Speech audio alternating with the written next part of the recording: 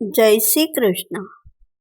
જાણો છો, તમારી રાશિ કહી દે છે કે તમને કોનો દર છે. તમને જાણીને નવાઈ લાગશે, પણ આપણી રાશિ આપણા દર વિશે કહી દેતી હોય છે.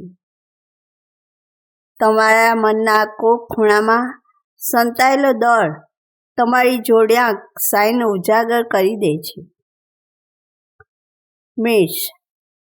મેષ રાશિ ધરાવતા લોકો હંમેશા ચાલતા રહેવાનું પસંદ કરે છે.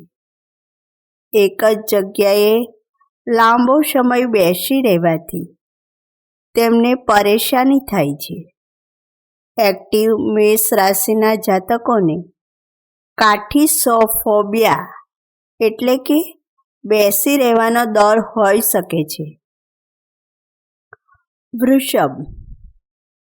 વૃષભ રાશિના લોકો પોતાને કમ્ફર્ટ ઝોનમાં જ સેફ અને કોન્ફિડન્ટ ફીલ કરે છે. તેમને પોતાની આસપાસની વસ્તુઓમાં ફેરફાર કરવો ગમતું નથી. આજે જ્યાં છે તેવા જ ખુદને પસંદ કરે છે. તમે કોઈ પણ પ્રકારનો ફેરફાર થતાં એન્જોય કરી શકતા નથી. વૃષભ રાશિના જાતકોને ટોફોફોબિયા એટલે કે એવો ડર છે કે જે આસપાસ થયેલા ફેરફારોથી આવે છે. મિથુન રાશિના લોકોને તમે બેસીને કોઈ વિષય પર નિર્ણય લેવાનું કહેશો તો તમે જોશો કે તેઓ નર્વસ થઈ જશે. ડિસાઇડોફોબિયા એટલે કે નિર્ણય લેવામાં ગભરાહટ થવી. મિથુન રાશિના લોકોને આ ફોબિયા થઈ શકે છે, જેને કારણે તેઓ કોઈ મુદ્દે નક્કર નિર્ણય લેવાની વાતથી દૂર ભાગે છે.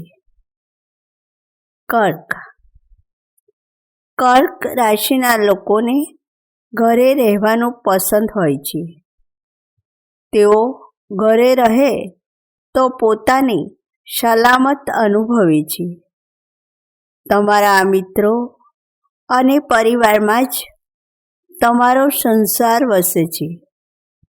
મિત્રો તથા પરિવારથી દૂર થવાનો વિચાર તેમને બેચેન કરી શકે છે. કર્ક રાશિના લોકો એક સલામત જગ્યાએ છોડવી એટલે કે એગોરાફોબિયાને જ દર્શાવે છે. સિંહ રાશિના લોકોને લાઇમલાઇટમાં રહેવાનું અને આકર્ષણનું કેન્દ્ર બની રહેવાનું પસંદ હોય છે. જ્યાં સુધી તમારી આસપાસના લોકો તમારા કામ અને મહેનતની પ્રશંસા કરે છે, તમે સ્પોટલાઇટમાં જ રહો છો. પરંતુ જો કોઈ તમારાથી તે છીનવી લે તો તમે પરેશાન થઈ જાઓ છો. એથાઝગોરાફોબિયા એટલે કે નજરઅંદાજ થવાનો ડર તેમને સતાવતો હોય છે. કન્યા રાશિના લોકોને ચકાચક રહેવાનું અને પોતાની આસપાસની વસ્તુઓને પણ ક્રમમાં રાખવાનું અને ઓર્ગેનાઇઝ્ડ કરવાનું સારું લાગે છે. જો તમને કંઈ પણ વિખરાયેલું દેખાય તો તમે ઇરિટેટ થઈ જાઓ છો. એટેક્સોફોબિયા એટલે કે કચરો અને વિખરાયેલી વસ્તુઓને જોઈને ગભરામણ થવી તમને ડિસ્ક્રાઇબ કરે છે. જો તમે કોઈ કન્યા રાશિની વ્યક્તિ સાથે ઝઘડવા માંગતા હોવ તો બસ કાર્પેટને અડધી ફોલ્ડ કરીને છોડી દો. તુલા રાશિના લોકો હળીમળીને રહેવાનું અને પાર્ટનરશિપ પર વધુ વિશ્વાસ ધરાવે છે. તુલા રાશિના લોકો રોમેન્ટિક હોય છે અને રિલેશનશિપમાં રહેવાનું પસંદ કરે છે. જીવનમાં એકલા રહેવું તેમને જરાય ગમતું નથી. ઓટોફોબિયા એટલે કે આઇસોલોફોબિયા એટલે કે એકલા પડી જવાનો ડર તુલા રાશિના લોકોને સતાવતો રહે છે. વૃશ્ચિક, આ રાશિના જાતકો કોઈને પણ હેરાન કરવાની તક જવા દેતા નથી. સંવેદનશીલ, ભાવુક અને ગૂઢ ચિંતક અને પ્રામાણિક હોય છે. વૃશ્ચિક રાશિના લોકો જો કે તેઓ ખૂબ જલ્દી હીન ભાવનાથી ઘેરાઈ જાય છે. પ્રોડિટિકોફોબિયા એટલે કે પ્રેમમાં દગાનો ડર તેમને સતાવતો હોય છે. ધન રાશિના લોકો સાહસિક હોય છે અને તેમને નિયમનું પાલન કરવું ગમતું નથી. રોજ એક જ જેવું કામ કરવું તેમને પસંદ નથી. તેઓ એક જગ્યાએ વધુ સમય સુધી રહેતા નથી. ક્લોસ્ટ્રોફોબિયા એટલે કે એક ચોક્કસ સ્થળે બંધાઈ રહેવાનો ડર ધન રાશિના લોકોને સતાવતો હોય છે.